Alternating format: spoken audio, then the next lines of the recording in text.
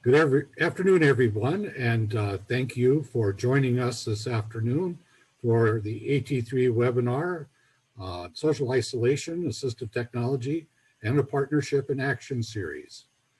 We're glad that you are able to join us, and we need to do a few housekeeping things before we get started. I'd just like to remind you that in order to see the captions, please click on the CC button on the control panel at the bottom of your screen. Please enter any questions or comments you might have into the chat window, and we'll address those comments either at the conclusion of the panel discussion or at logical stopping points during the presentation. We have upcoming events, and we invite you to check those out at our at3center.net events page, and registration links will be sent out by the AT3 listserv. And as always, we encourage you to please complete post-webinar surveys when you receive them.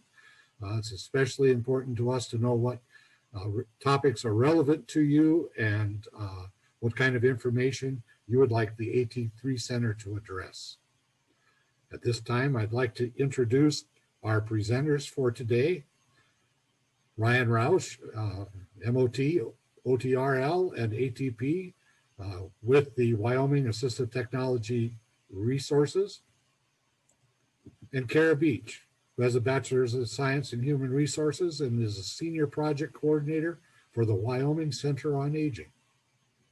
At this time, I'm going to turn the presentation over to Ryan. Awesome. Well, thanks for having us. We're really excited to be here. As Dave stated, I work for Wyoming's State Assistive Technology Act, called the Wyoming Assistive Technology Resources.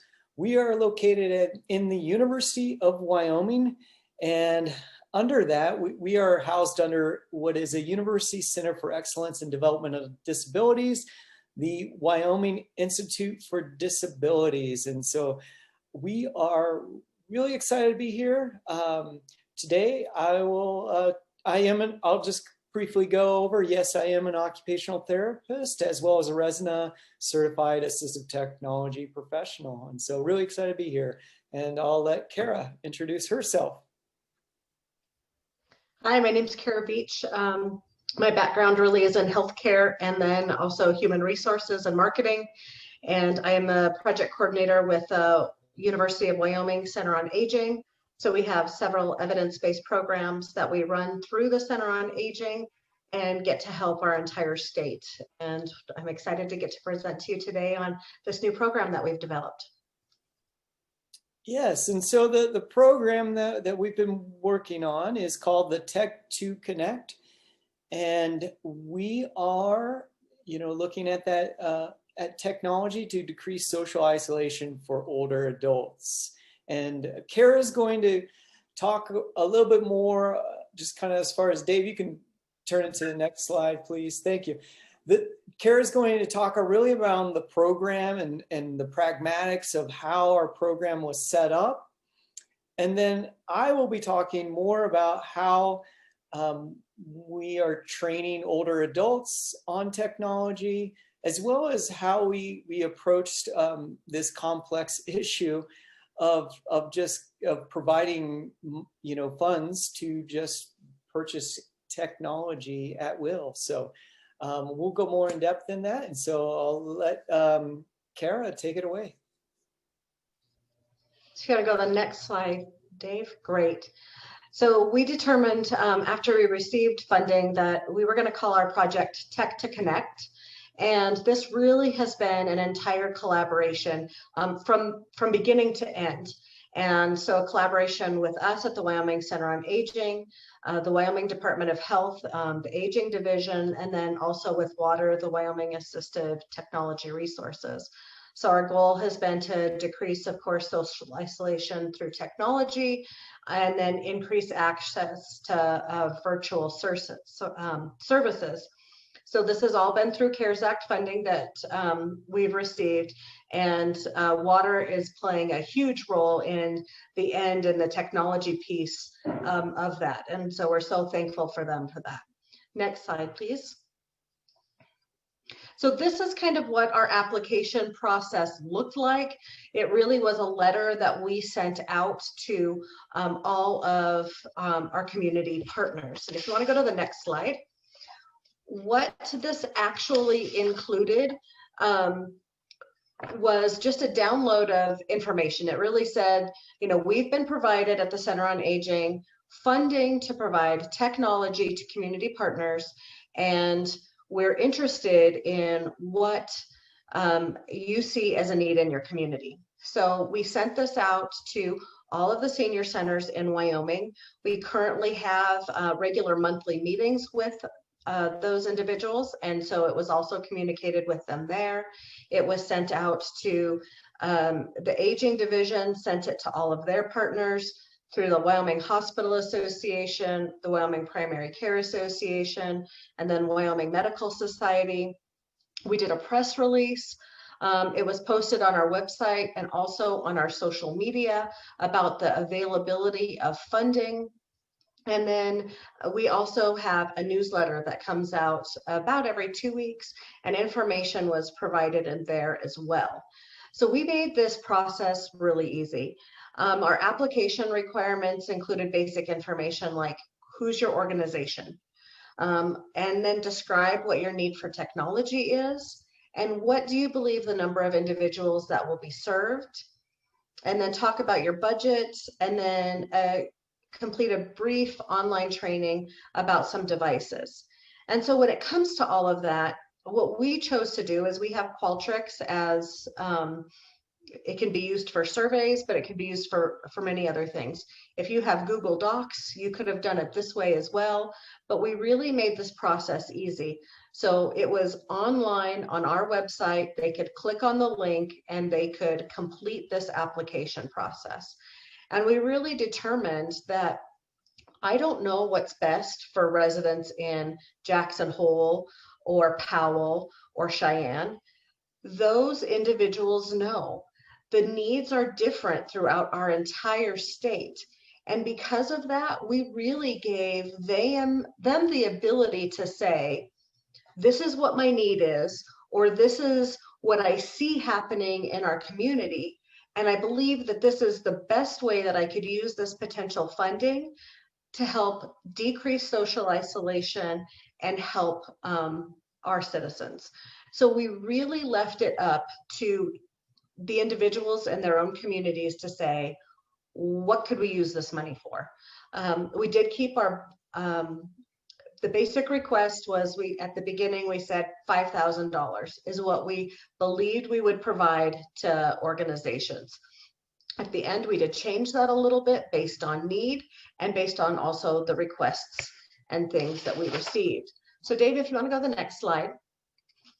You'll see, so this is a visual of our state, big square. We're always the big square. And highlighted in yellow are all of the communities that we ended up reaching with this grant. We received a total of 30 different applications. We ended up providing funding only to 28. There were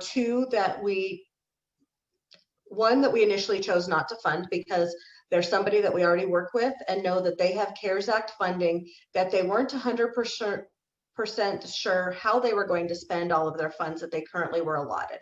So we're going to work with them on that other need first before we look at providing them a grant in this area. And then another was a nonprofit organization that unfortunately is the majority of their budget is funded by the state, and they were closed due to current budget cuts. And if they're no longer going to be available to help citizens, then we're not going to be able to provide them funding either. It was sad to say that we couldn't do that for this program, but we did leave it open to say, okay, if for some reason something changes and the governor decides that he's going to provide funding to you as a program again, then we still have this funding set aside potentially for your program. But you can see there were 18 senior centers, 4 different healthcare organizations, some nonprofits, assisted living facilities, 1 senior living facility, and then a tribal health organization. And so it really ran the gamut. for our entire state, but I feel confident in that when you look at our map, you can see that it's not just centered in one place. It really covers a lot of citizens throughout the entire state. So that made my day. If you want to go to the next slide, Dave. So what were our technology requests? MP3 players. There was only one organization that requested this, but the Wyoming Alzheimer's Association is going to be doing a program with music therapy throughout the state. And so we thought that this was a great project to put funding towards. So that was something different. There were many of the organizations all requested funding for some sort of tablet or an iPad, a grandpad, things that they could do either in group settings within the organization. And a lot of them talked about, well, we have staff that will be able to train them. And when our individuals are comfortable in using this new technology, then we're going to loan it to them to take home and use. And so that was great to see. A lot of them also requested funding for computer stations, and those computer stations were going to be for anything from providing a space for telehealth. We have a lot of communities where healthcare providers are not in the specific community every single day. And so there's a lot of telehealth visits that have been happening, especially now that they've increased the ability to provide telehealth through Medicare. And so they're looking at computer stations so individuals can have doctor's appointments, or computer stations so they can connect with families and loved ones via Zoom or via Facebook Live, any sort of video chat where they're going to be able to see people who aren't located in the same community. We also had one entity that they requested Fitbits and Fitbit scales. They know that, well, I've heard several people say, you know, it's the Corona 20, we've all gained 20 pounds because we've been inside maybe and we haven't got the physical activity that we needed. So they thought it was really important in their community. They already had several health measures in place. And so this was a senior citizen center that wanted to do Fitbits and Fitbit scales so that they could keep interacting with all of their participants and ensure that the healthy behaviors that they started before the pandemic are continuing. So we thought that that was definitely a worthwhile venture. And then also several that requested also phone cards and or internet access.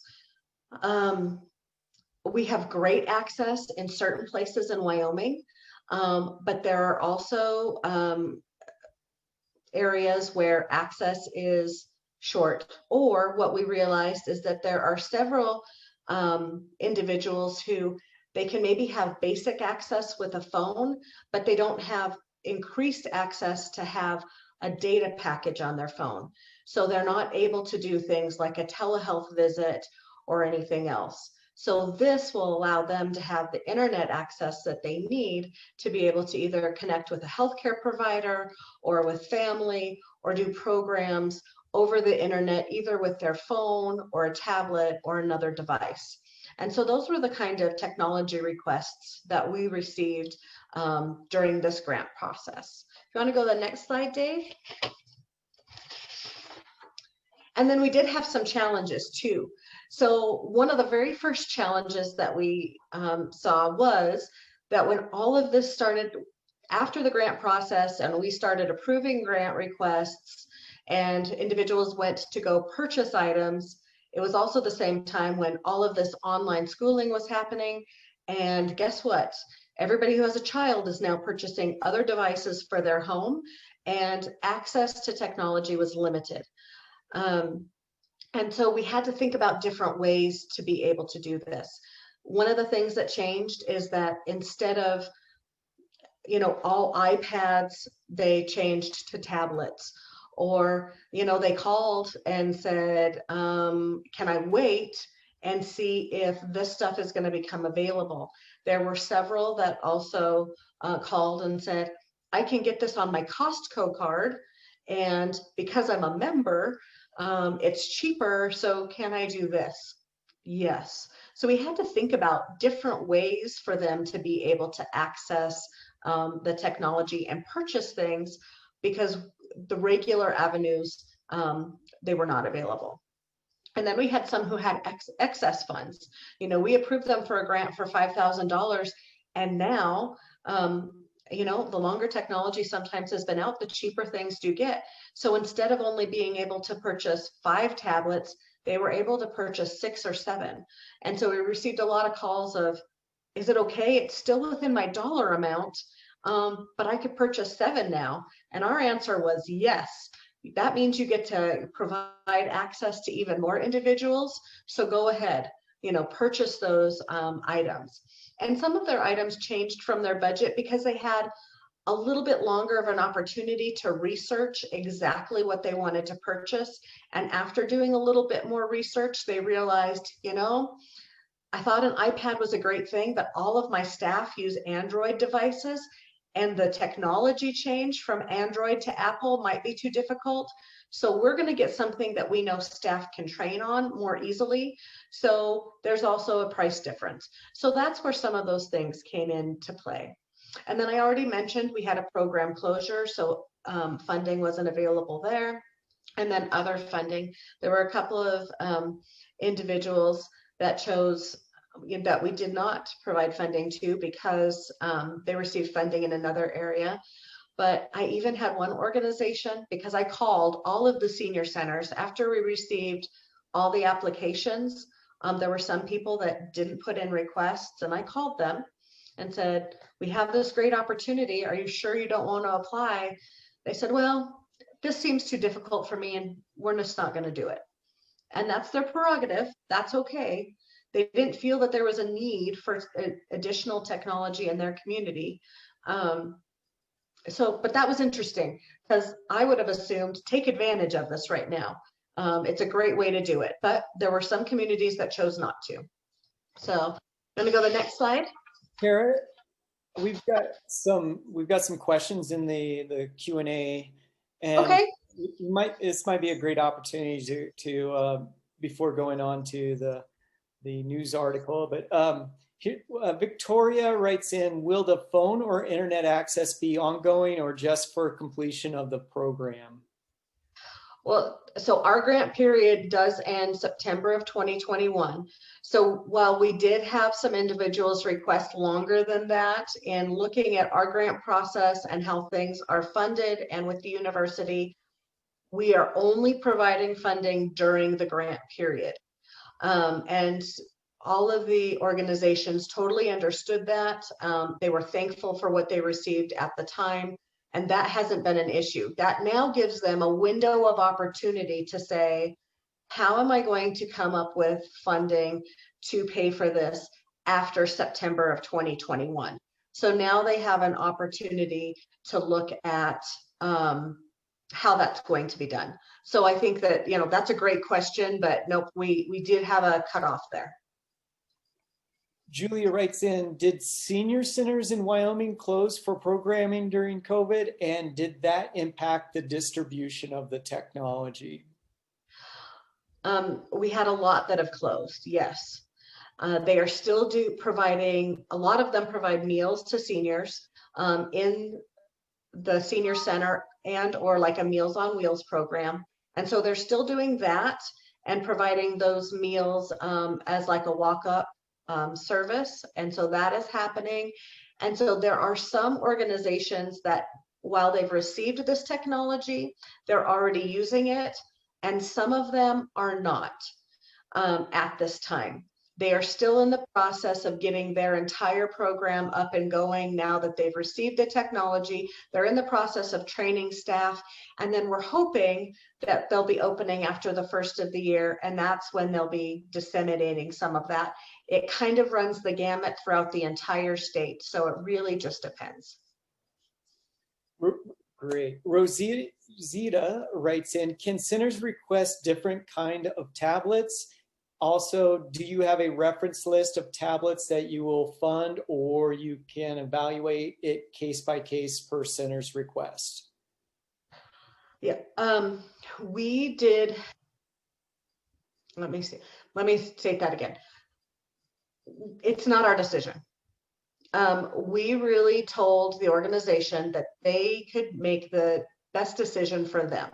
And so whatever that happened to be, there were some that chose to say, well, you know what, I just need something really with internet access. And a Kindle gets internet access, and they can also read a book off of it, and they can do other things. So Kindle's really inexpensive. I'm just going to purchase a Kindle.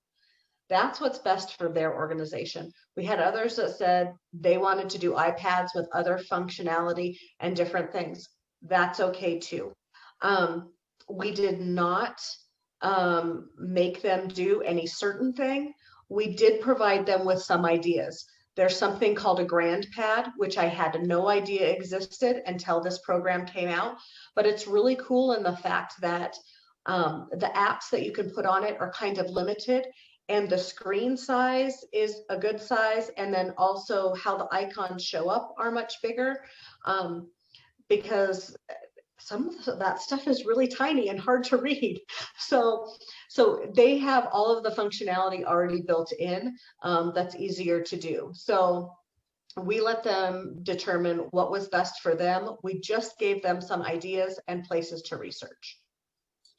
Great. And then Rosita also asked, and I can answer this one, for telehealth, does the tablets need to be HIPAA compliant? Rosita, we did not mandate that they need to ensure that their tablets are HIPAA compliant.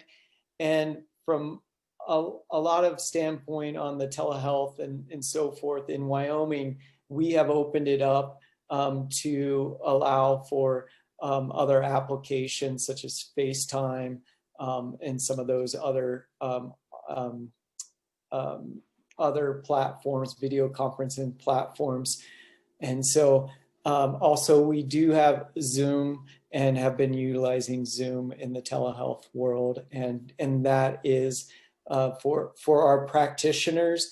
The Wyoming Institute for Disabilities, we do provide a free license for Wyoming practitioners to have a HIPAA compliant Zoom account. So, and then, Rick Geringer.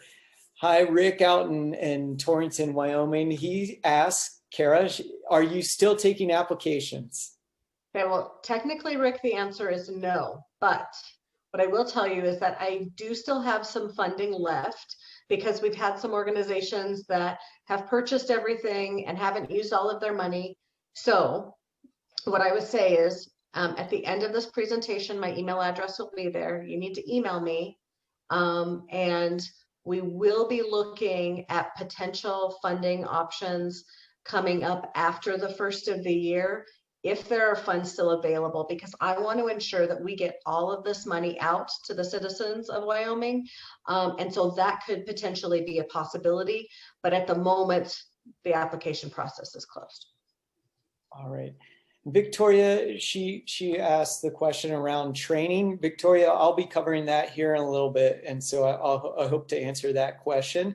Maureen wants to know, though, what was the total amount of money available originally?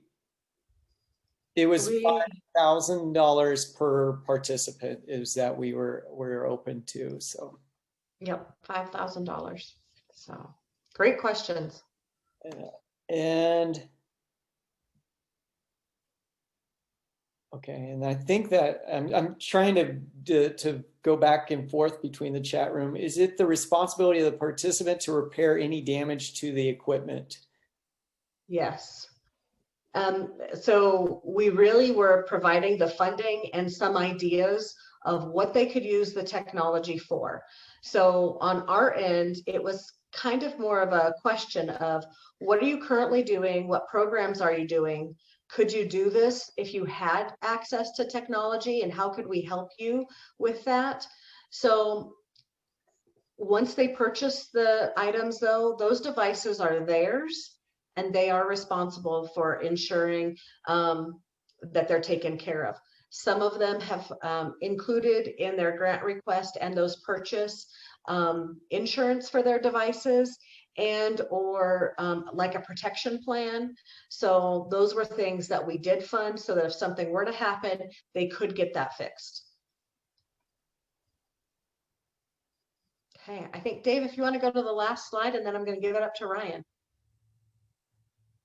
So one of the things that we requested of anybody that we provided funding to was to please just send a press release to your local newspaper and let them know that you received funds and what you've done with it, just because I think it's so important that they take credit for what they've done and provide information to the community. And one of the reasons I shared this is because, well, this is from my hometown in Powell, but the Rocky Mountain Manor received a grant for us. And you can see they had not ever had access to computers in their manor at all, unless it was their own private computer in their room that they had to pay internet for. And so they didn't have internet access as an organization. And so they were able to provide 2 actual computers, and they're teaching their residents how to use these computers. He's playing solitaire at the moment, but they've been using them for FaceTime and different things. So they've been able to stay connected with families, which is so important. And so instead of doing a press release, they actually did a paid ad that was in the paper. And I just thought that that was so cool that you could actually see one of them there using it. And they were just so thankful to actually be able to do this in their community. So that's been really fun. And Ryan, it's all you. Awesome. Well, so given the task that we allowed the participants to make their own decisions in technology, we really needed to kind of figure out how we could help guide them. And so I'm going to talk about, as far as guiding them to their technology solutions, and talk about the training part. And so Dave, if you could go to the next slide, please. So with any complex issue, I always like to use a framework. And so I will be talking about the framework that we came up with, as well as this technology decision guide, and then the training that we provided and the videos that we are working on and currently working on. So this is all about our State AT Act program and providing the training that goes along with all this great technology. And Artie writes in, is the technology only for seniors? Yes, we geared this technology for our older adult populations. Working with the aging division and the Wyoming Center on Aging, we were looking more towards older adults and so forth. So next slide, please. So a framework, why do we use a framework? Well, frameworks help break down complex challenges. They help kind of break out the little parts of this complex issue. And so it's a way to consider all aspects of the situation to make better informed decisions. And so the framework that we came up with is the HAT model. For many of you that are in the assistive technology world, this is nothing new. You guys have probably heard this from Cook and Polger's Assistive Technology Principles book, which utilizes the HAT model as well. But we condensed it, and we were just looking more at technology rather than assistive technology. So the human is a component, activity, and technology. So the HAT model. Next slide, please, Dave. And so this is a visual representation of the HAT model. As you can see in the middle is the human, activity, technology, all surrounded by the context or our environment. And so I will talk a little bit more about what each piece of the pie is and how we go about thinking about this from a standpoint of a participant such as a senior center looking at the technology needs and so forth for their older adults. Next slide, please. So the human. when we think about the human component, we're thinking about, are they interested in learning to use new technologies for social connection purposes? What is their familiarity with the technology? What are their strengths? What challenges might they have with using certain technology? Maybe they have, a vision, low vision, or maybe they have hearing difficulties, or maybe they have, difficulties accessing that technology due to arthritis and so forth. So I'm really thinking about that human component. Next slide, please. And then taking us over into activity.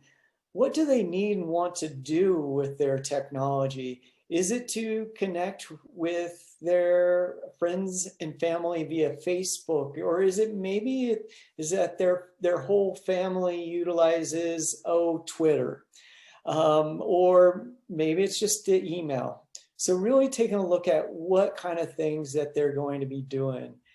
And who do they want to connect with? Thinking about the activity and how. Maybe it's just they have a knitting group at the senior center that wants to get together via some type of video conferencing technologies. So really taking a look at what do they really want to do, need and want to do that they no longer can do. So that's the activity component. Next slide, please. Then it takes us into the technology. So really getting after what kind of technology are they currently using? Are they using a landline? Or maybe they're using a flip phone. Maybe they're using some type of smartphone. And so we really want to look at this technology piece so that we can better match and work towards that familiarity and one of their strengths and so forth. So do they need alternative input, alternative output, or assistive technology? And that's kind of something that, we would hope that the senior centers would not necessarily need to know about the assistive technology, but would be able to make those referrals out to us being the experts in Wyoming around assistive technology. So next slide. And then lastly, kind of thinking about this context, where do they want and need to use the technology? Thinking about from the standpoint, is it, at their house, is it, down in the basement of their house? I know a lot of times when I go down into my parents' basement, I know the internet, it just drops. So really figuring out where they need to be utilizing those devices, and really taking a look at the environment. If an individual wants to use more of a desktop computer, do they have the layout? Do they have the space that that is available? Do they need to use this device in a quiet area? Maybe they have in Wyoming, we have especially as we look towards the reservations, they have a lot of, it's a multi-generational family and home. So there's a lot of people in the home. So really taking a look at those kinds of things about the environment. And then lastly, internet and Wi-Fi availability. In Wyoming, this is one huge issue. As I imagine, it's been an issue for a lot of states out there. We have one of the largest, as far as land mass, and the least populated state. And so getting access to internet is very difficult. One of our best solutions to that is through data, cell data. And that is, our provider is Verizon, is one of the better out there. And so kind of taking a look at what internet is available and where they can get it. So I noticed Bonnie writes in the question, was broadband access a problem in the grant service area? Yes, broadband is a huge issue in Wyoming. And so therefore we look towards, either we go towards, looking at the cell service, which is Verizon. I have a couple co-workers that I work with.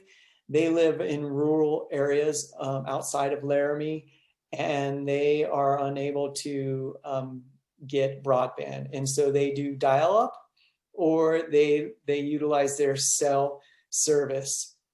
The third one is looking at satellite service, but oftentimes that is very, very, very slow. So it is definitely a huge issue in Wyoming. So next slide, please.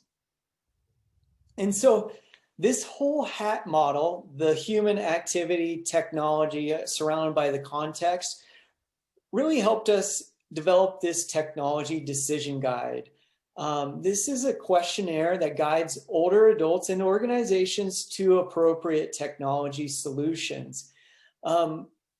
I want to state that this is a guide and not a be-all, end-all to their technology needs. It's merely just to get the conversation going and to kind of have more of a robust considerations for technology. You can locate this technology decision guide, on our Tech2Connect website. And you're more than welcome to go through this. It is open, it is free, but it just walks an individual through the questions, and they get to answer based on what their needs are, or maybe their strengths are. And from there, I was working with an occupational therapy student from Colorado State University, and she and I created the answers to their to the questions. So once somebody would answer, for example, one of the questions is, what do you want to be able to do with this? And what are your friends and family using? And so that might be that I want to be able to connect to FaceTime. And so by putting that answer, it triggers these results that Claire, the occupational therapy student, and I created. And so that result might state something like, FaceTime is an Apple dedicated piece of video conferencing technology that, and therefore it would be a great advantage to look at Apple products such as an iPad or iPhone or a MacBook if you want to connect with family members that are using FaceTime and so forth. So, and I don't think those were the exact words, but it's as far as we kind of pre-populated these results because we realized that a lot of people would be completing this technology decision guide. And so that is one way that the senior centers, the participants could look at the various technologies and get an idea of what's out there and where to go. So next slide, Dave. So after the organizations, agencies came to their decisions, we were kind of tasked with, well, now what? Now we're just going to give these devices and funding for all these devices and just let them hang. We were really concerned about that. And so one of the things that we wanted to first look at is, how do we go about teaching older adults? And so I'm going to talk a little bit of about the evidence suggests. about teaching older adults. And so next slide, Dave. And so teaching older adults to use technology, when you're teaching older adults, you really want to explain the purpose. You want to focus on the fundamentals. You want to take it slow. You want to chunk that information and use basic language, as well as encourage writing down the steps and repetition, repetition, practice, practice, practice. So is always key. I have taught guitar since I was 16 years old, and I am 41 years old now. And so I tell all my students, practice, practice, practice. And it's you know, even with technology, we need to practice, and that's the key. So next slide. So I'll talk more about explaining the purpose. Older adults will learn new technology skills when they know that there is a specific purpose. For example, you know, you talk about FaceTime. Well, FaceTime will allow me to interact with your friends and family face to face in a virtual environment. You want to figure out what they need and want to be able to do. And so really targeting that purpose. Next slide. Seniors really, you know, really learn best when the training is one-on-one. And unfortunately, in these times, we really had to think about that in the context of the COVID-19. So I'll talk more about that. They prefer training to come from a doctor or a health provider or even a family member, as well as trusted individuals. So when you're building trust, you want to build a rapport, you want to get a buy-in, you want to understand their goals and so forth. So next slide. And then chunking of information. You probably heard this and you're like, what is chunking of information? Well, it's taking those large bites of information and it's making them more manageable. So you're breaking them down into small, manageable bites of information. You don't want to go too fast. You want to focus on fundamentals, and you want to help build that belief that they can accomplish and they can learn and use this piece of technology. Next slide. And then you want to use basic language. The studies propose that you use about a 5th grade reading level. And so when we were doing our training videos, we would use, oftentimes we would put it into a grade level reader, and that would let us know what kind of grade level we are at with our terms and so forth. We want to avoid jargon is a huge one, like swiping. You know, that is one piece of jargon that a lot of people may not know and are not familiar with.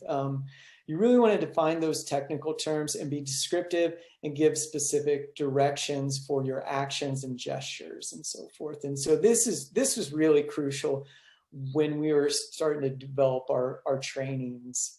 Next slide. And so with all of that information on teaching older adults, we decided that we would create training videos. Again, these are posted on our Tech2Connect website. This is a work in progress. I wish I had a lot more time to develop and devote to making videos, but however, we just do not have that capacity. And so what I have done though is that I've reached out to our Casper College Occupational Therapy Assistant Program, and I am having and coordinating with the OTA students, the Occupational Therapy Assistant students, in developing these training videos. And so the topics include basic device use, built-in accessibility, safety and privacy, telehealth, video conferencing, social apps, and other resources such as, fraud, phishing, some scams and things like that. And so this is a very daunting task. As we opened it up, to the organizations to purchase with whatever technology, we have had to kind of scramble and figure out what is being bought, what is not being bought, and so forth. And so a great example is up in Cody, we learned that they were purchasing 25 Amazon Fire tablets. So so we made that a priority, as far as around teaching and making these training videos. Of course, iPads, we've made a big priority, and Android tablets and so forth. And so these are some of the topics that we're covering with these training videos. Next slide, please. And so Dave, would you be willing to, hit play? This is just an example. I don't think we need to watch this whole entire video, but just to give you a quick guide on our videos that we're doing.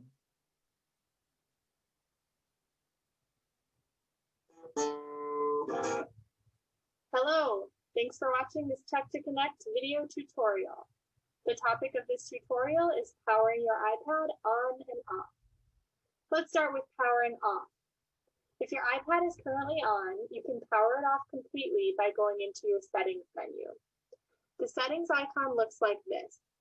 It's a picture of a silver gear, and the word settings will be underneath it. It may not be located in the same place on your screen as it is on mine, so you may need to look around.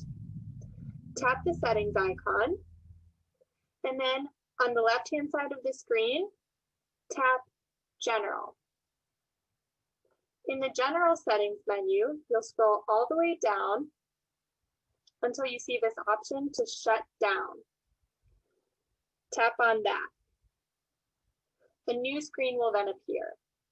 On the bottom, you'll see an X and the word cancel. If you do not wish to power your iPad off at this time, you can tap on that X to cancel the action. At the top of the screen, there's a power icon and a slider bar with the words slide to power off. If you do wish to power your iPad off at this time, you can place your finger on the power icon and slide it across the screen until the screen goes black. Once the screen is dark, your iPad is powered off.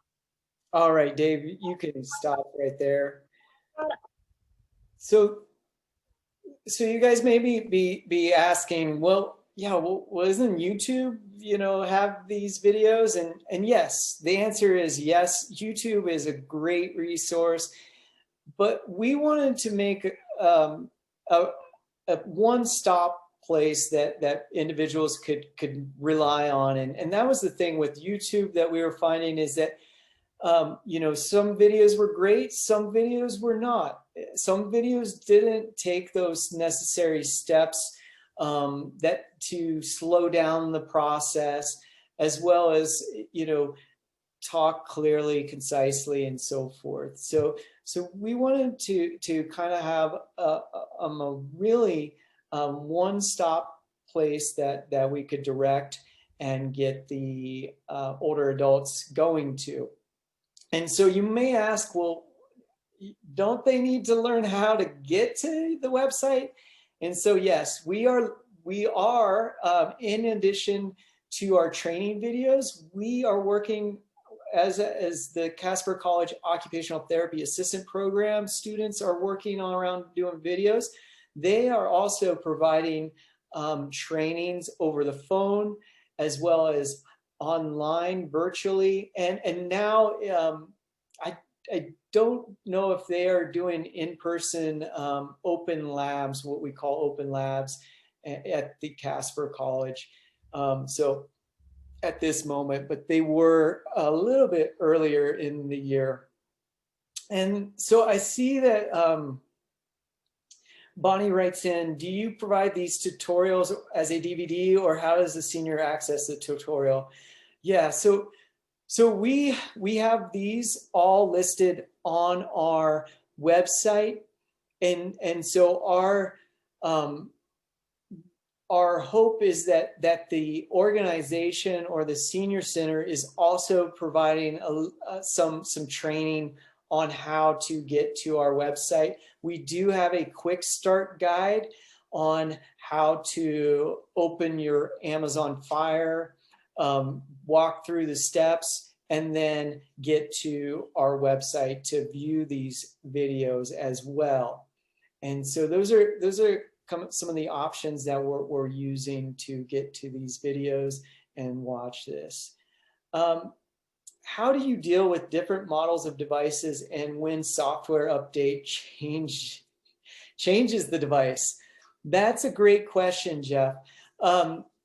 Yes, we realize that with new updates is going to come a new screen, a new platform, and so we try to forewarn, as you heard here, Claire said, your screen may not look like mine. And so be looking for something that looks like this. And so we're trying to describe some of those things that may not change drastically with new updates. I know the iOS is continually updating, for the iPads and whatnot. I think we're up to 14.2 now. I just remember yesterday when we were at 13.0 with all the cool updates with, voice control and everything. So it is moving quickly. And so, the one thing that we're trying to do is to state those kinds of things. It may look like this, but it may not have this, certain look about it. So we are describing it there. As far as procedures, that's a hard one, Jeff. I don't know the answer there. I'd be curious to hear kind of what you may think there.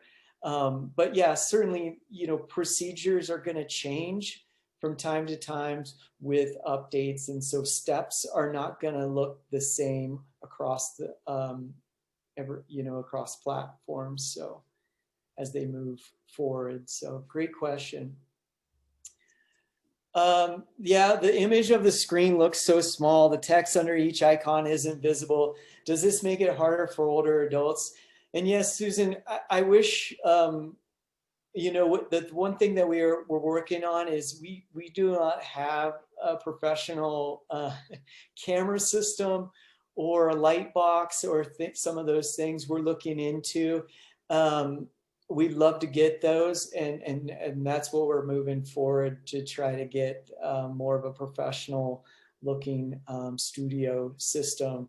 This is all really new to us, doing kind of the YouTube generation and so forth. So we'd certainly, are moving towards that. So, but again, we are trying to provide descriptions verbally, as well as in our captioning and so forth, so that they can follow along there. Great question and comment there, Susan. Awesome. I would say though that while they look small on our screens today because we're viewing this as a presentation, if you actually go to our website, the videos can be made full screen. And so they are larger and much easier to read, because I think that has been one of our concerns, and I know one of Ryan's. So I think that's just the important thing to think also.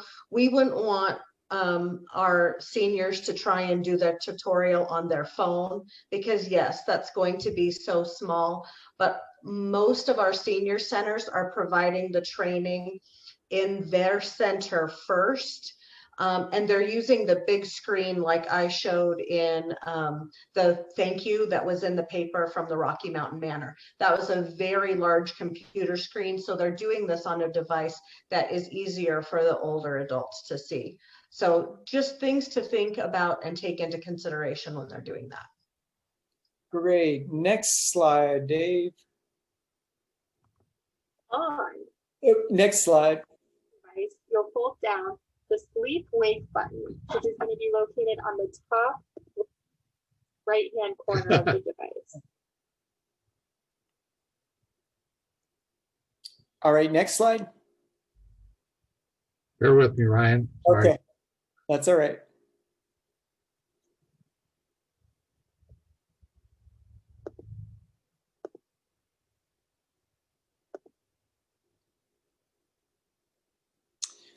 So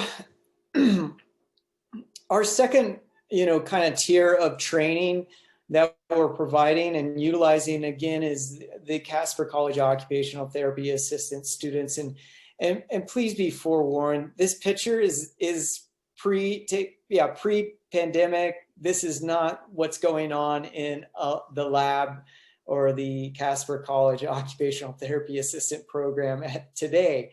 But I wanted just to kind of highlight that, yeah, these are students that are working towards their occupational therapy assistant certificates, and so they're learning about how to work with older adults and so forth. And so there are most Tuesdays and Thursdays from 4 to 6, and then Thursdays from noon to 2. They can an older adult or senior center. We're hoping that a senior center or that organization would be able to get that individual connected and with these occupational therapy assistant students virtually via phone or via Zoom technologies. They were doing in person on Thursdays, but it has this has really changed this month. So I don't know if they are still doing in-person Thursdays. And so also the Casper College OTA students, Kara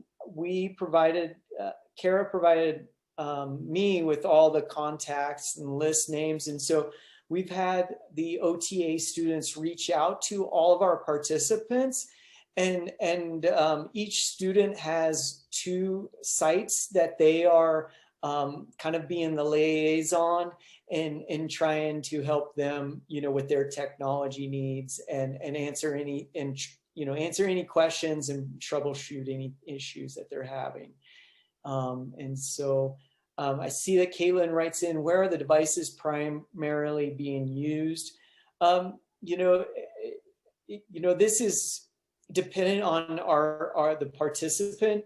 I know that in Laramie we have foster grandparents. It was a participant, and they are allowing their their clients or individuals take their devices home and utilize them in the homes and so forth. So it varies from our organizations and so forth. And it is kind of like a loan program for the most part. Most of these individuals are utilizing them on a loan basis. So Dave, next slide.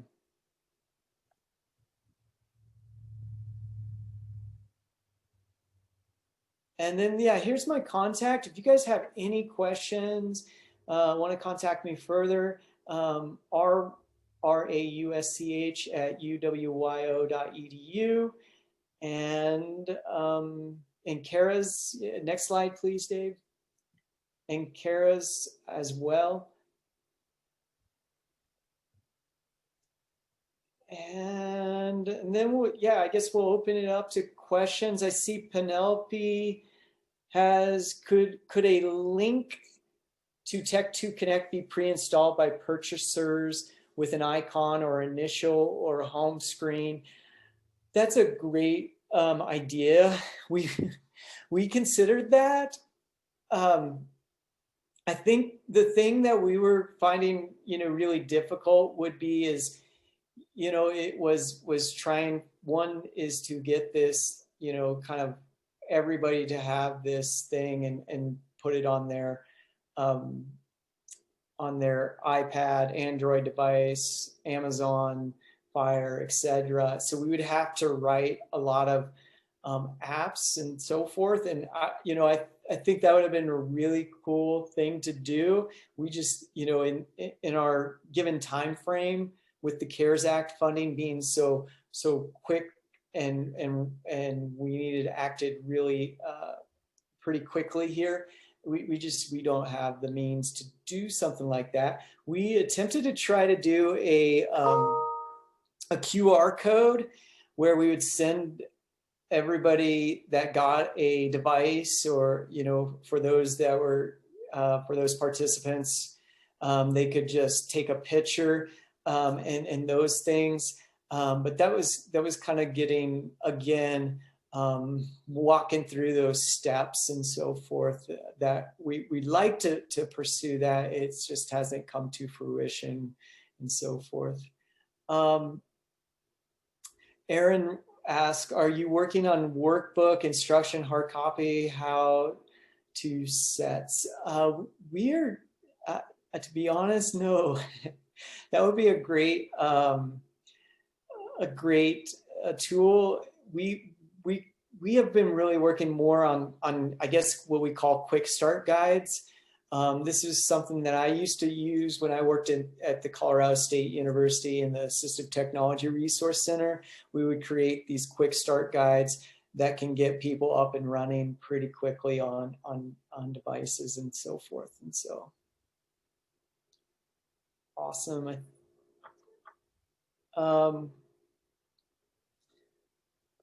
Oh, contact information. Yes, we can provide that. Dave, can you provide that at the end? Is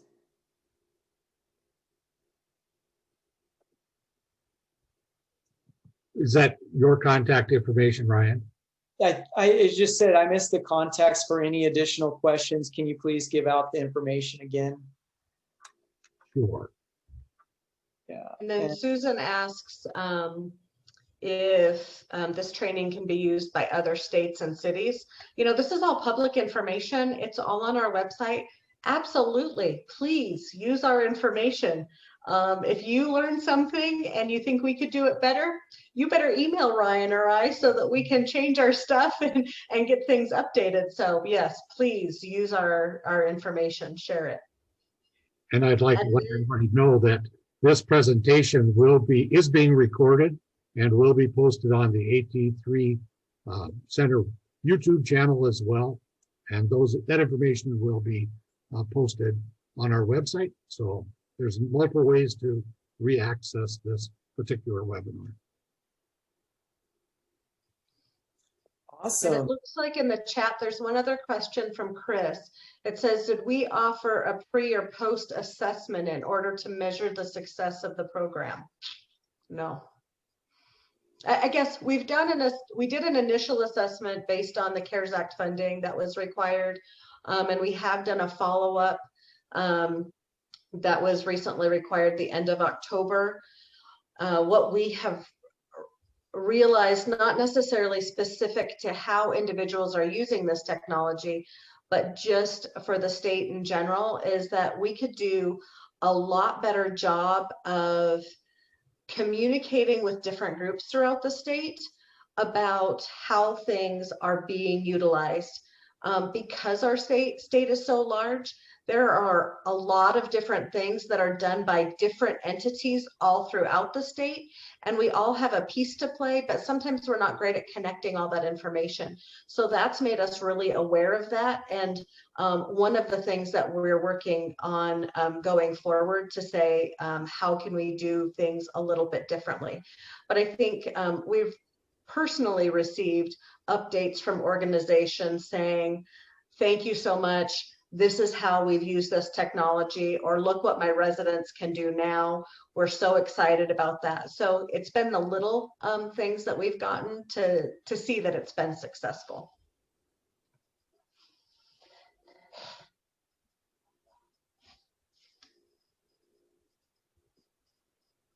Awesome. Well, I want to, yeah, are we over time, Dave? It's 2:04. Well, we're running out of time, Ryan. You're absolutely correct. So Okay. if there are no further questions, I'd like to thank everybody for joining us today. And as I said earlier, this webinar will be is being recorded, and once it's remediated and the captioning is complete, will be posted on the AT3 Center website and on its YouTube channel. So please go to the AT3 Center website and try and access once we have it up there. Awesome. Thank you guys. We really are excited to, showcase what we're doing in Wyoming, and by no means, I'll say that we're trying to use evidence as much as we can, but each state's going to look different. And so I just encourage you guys to I hope you guys got a lot of information here and some ideas. And I do realize that no one way is the right way. So good luck, and look forward to hearing your guys's input and so forth. So. Yep, thank you so much. It was very fun to get to share what we've done, and hopefully you took some sort of a nugget or jewel out of this, and we can help you. Thank you, everyone, and have a great day.